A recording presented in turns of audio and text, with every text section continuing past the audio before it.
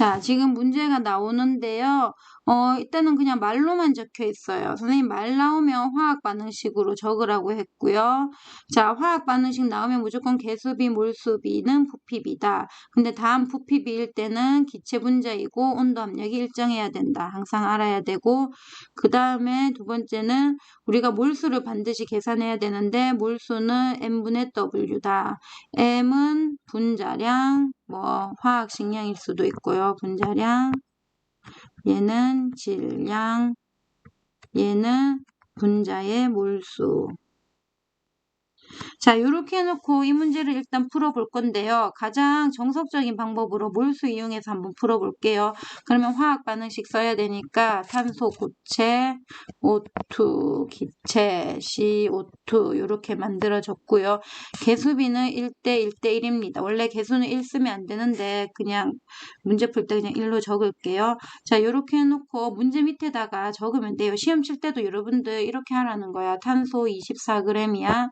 근데 여기에 얘를 물어보고 있지. 그럼 일단 얘를 x로 한번 더 보자. 자, 얘의 질량을 물어보고 있어. 그럼 질량이 나왔네. 그래도 일단 기본적으로는 어떻게 하냐면 얘를 한번 몰수로 구해볼까요? 그럼 얘를 몰수로 나타내려면 24를 얘의 원자량으로 나누면 됩니다. 그럼 12죠. 그럼 얘는 2몰이에요. 그 다음에 두 번째 도구는 뭘 써야 될까? 몰수비는 개수비랑 같다는 걸 써야 되겠죠. 그러면 얘가 개수비가 1대 1이잖아. 그러면 C가 2몰이니까 CO2도 몇 몰이야? 2몰이죠. 근데 문제는 CO2의 몰수를 물어보는 게 아니에요. 얘 질량을 물어보죠. 그럼 또 여기다가 질량으로 이렇게 해주려면 곱하기 얼마 해줘야 될까? 2몰 곱하기. 그럼 아까 전에도 했다시피 N은 N분의 W. 그러면 W는 질량 곱하기 분자량 하면 되겠죠. 그러면 얘 분자량이 44니까 결국 X는 88g 이렇게 풀어도 되고, 또 3학년 형아야들은 어떻게 푼다고 했어요? 어차피 질량과 관계된 게 많이 나오니까 질량비로 한번 풀어봅시다. 근데 여러분들 항상 기억해야 될 게 빨간색으로 적어볼까?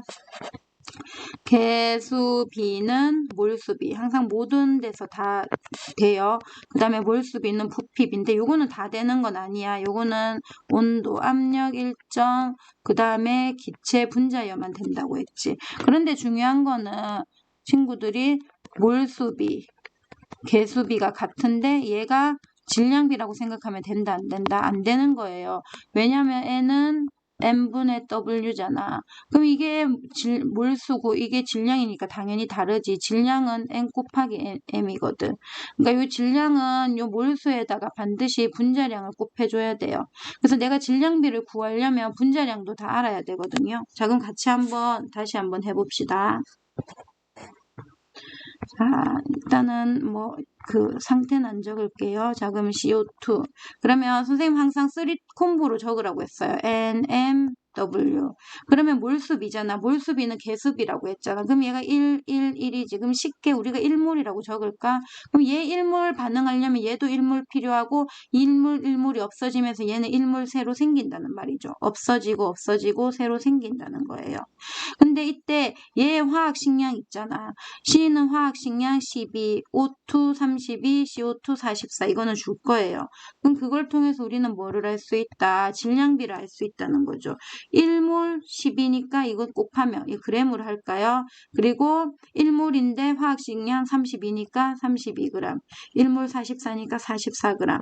자, 이걸 통해서 여러분들이 확인해야 될 거는 이 두 가지 법칙을 확인해야 되는데 그 전에 너무 지저분하잖아요. 무조건 정수로 약분하기. 자, 4로 약분해 볼까요?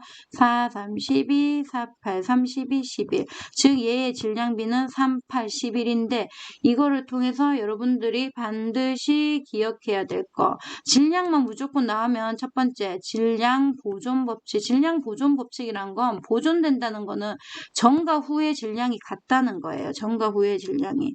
그러면 여기 볼까요? 전에 3g 있었고 8g 있었죠. 근데 이 11g이 없어지면서 새로 뭐가 생겼어? 새로 11g이 생겼다는 거죠. 그 질량 보존됩니다.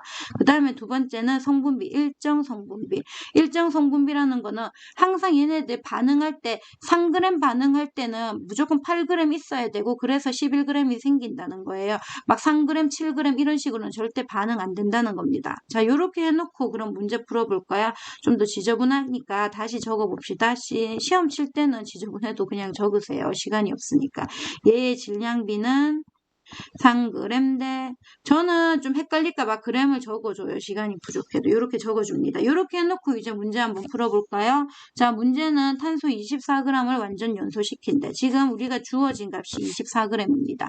근데 생성되는 이산화탄소가 몇 g인지 물어보고 있죠. 그럼 비례식이에요. 3이 24 됐잖아. 곱하기 8. 그럼 여기도 몇 배? 8배. 그러므로 CO2의 질량은 몇 g이다. 왜 O가 이렇게 돼? CO2의 질량은 88g이다.